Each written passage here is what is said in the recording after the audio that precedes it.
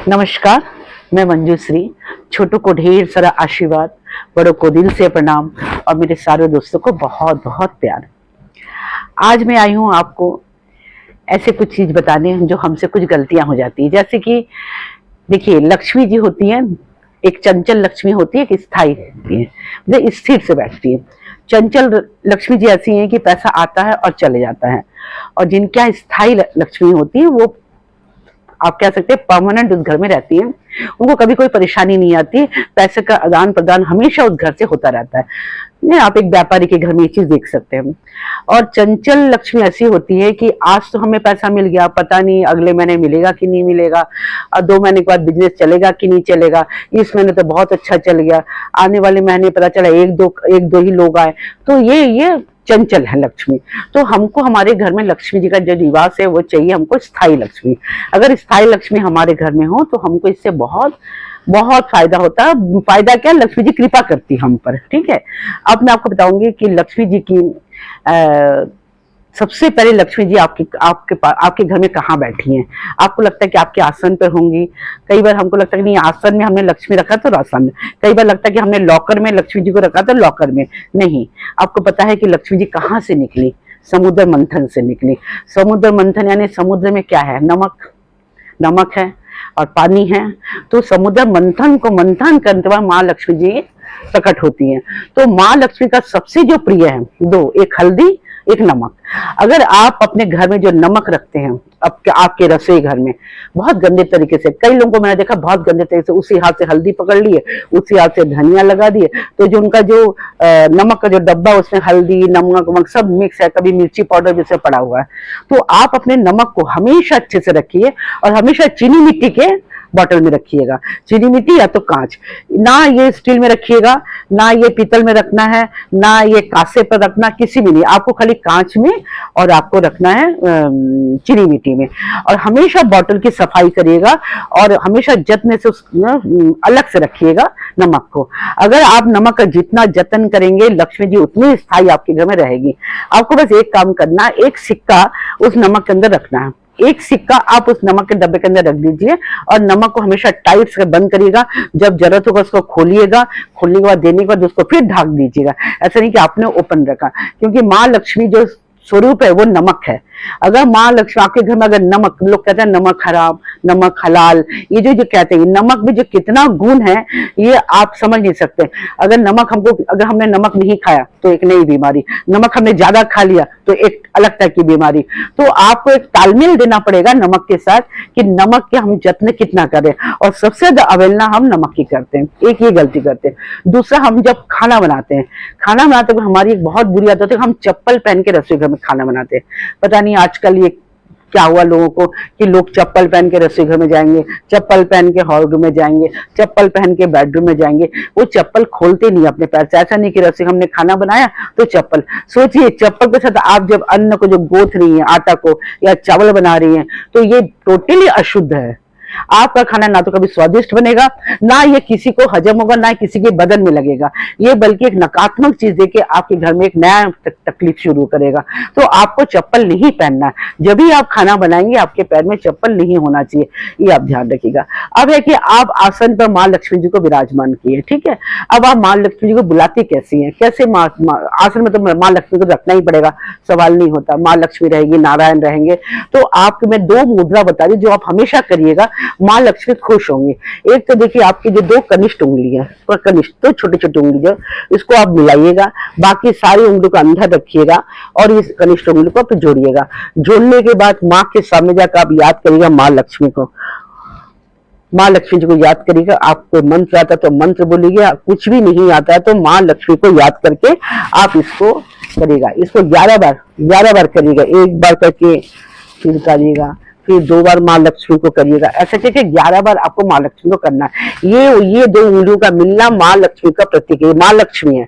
अच्छा, दूसरा आपको करना है कुबेर के बगैर माँ लक्ष्मी कभी संतुष्ट नहीं होती। तो आपको कुबेर को करना कैसे? ये 2 उंगली, ये देखिए, ये 3 उंगली आप अंदर रखेंगे, ये 2 उंगली अंदर रहेगा, ये 3 उंगली ऐसे।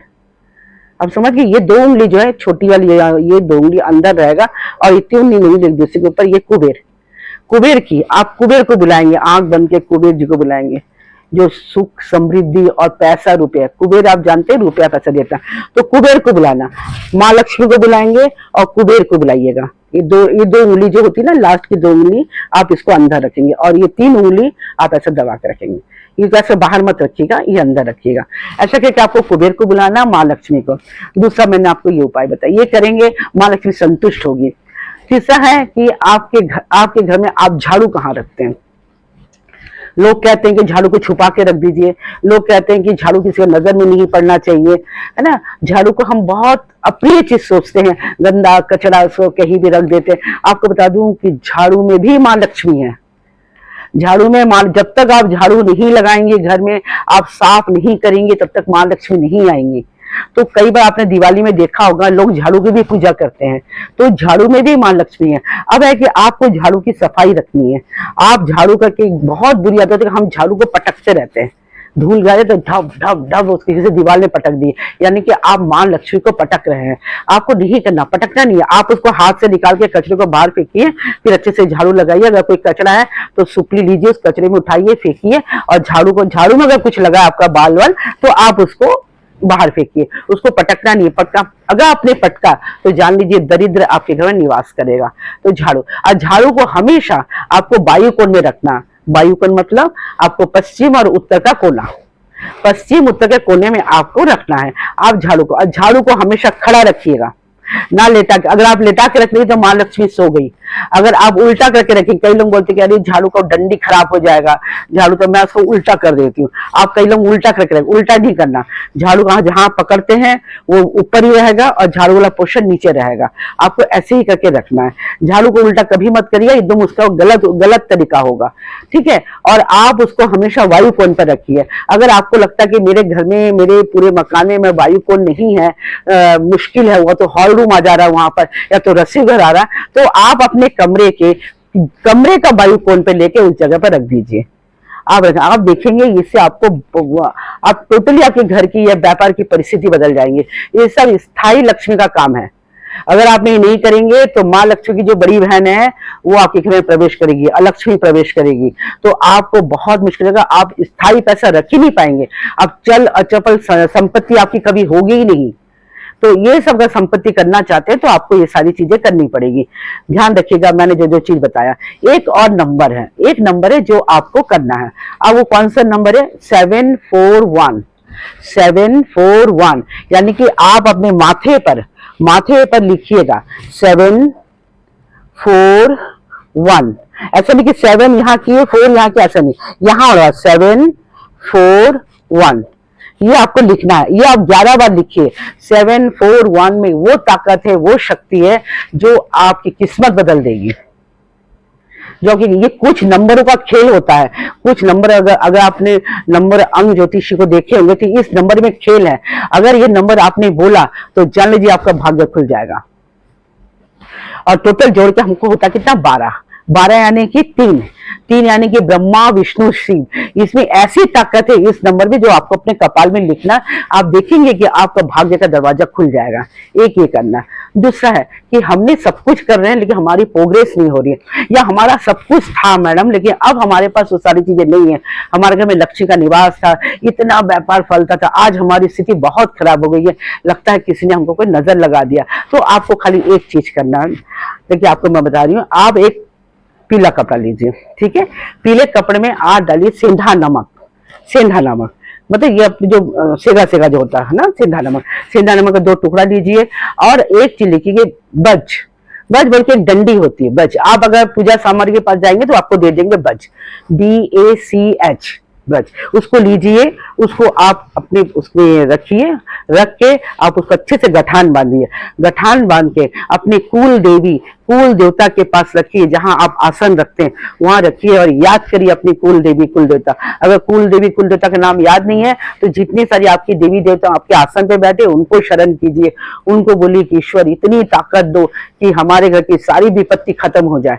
उनसे मांगिए और बहुत सात्विक तन से मांगिए, पूरे विश्वास के साथ मांगिए। देखिए आपका विश्वास बहुत मायने रखता है। अगर आपका विश्वास डोलेगा तो जान लीजिए ये काम आपका कभी नहीं होगा। आपको मानना पड़ेगा, आपको विश्वास करना पड़ेगा। विश्वास के साथ अगर धर्म पर आप विश्वास करते हैं, आप सनातनी अगर हैं, आपका धर्म पर विश्वास है, तो ये सारी चीज आप करेंगे, आप देखेंगे कि आपका भाग्य बदल जाएगा। अगर ये आप करते हैं तो जान लीजिए 76 देवी देवता आपके घर में प्रवेश करेगी, आप माला माल हो जाएंगे। क्या करना, नमक एक ब्रश को लेना है, पीले रंग के इसमें बांधना है। आपको कहाँ टंगाना है, ये आपके मेन दरवाजे पर, मेन दरवाजा जहां से आप आना जाना करती है, जहां आपका दरवाजा खुलता है, आपके मेन दरवाजा बाहर साइड, आपको मेन दरवाजे पे एक कौन सी खिल में लगाना है, आपको पीतल की खिल, एक पीतल का खिल आप ले लीजिए, खिल लीजिए, उसको ठोकिए, ठोकने के बाद आप उसको ऊपर करके उसको आप टंगा दीजिए। आप टंगा, देखेंगे कि आपके जीवन में बहुत जबरदस्त परिवर्तन आ रहा है। आपके घर में पैसा स्थायी रहेगा, माँ लक्ष्मी स्थायी निवास करेगी। लेकिन आप जो कुछ भी करेंगे मन में बहुत भरोसे के साथ करिएगा, विश्वास के साथ करिएगा और साथ में कर्म भी करिएगा। कुछ दान, कुछ पुण्य, कुछ इंसानों को दान देना, कुछ जानवरों को, कुछ पंछियों को, ये सारी चीजें करिए। आप देखेंगे कि आपकी किस्मत बदल जाएगी, ये मैं आपको दावे के साथ कह सकती हूँ। और आपका ये रिजल्ट क्या हुआ आप मुझे कमेंट में जरूर बताइएगा। ये आप काम करके देखिए, ठीक है। नमस्कार, मैं अगले बार फिर मिलूंगी आपको नए विषय के साथ। तब तक आप खुश रहिए, हंसते रहिए, हंसाते रहिए। नमस्कार।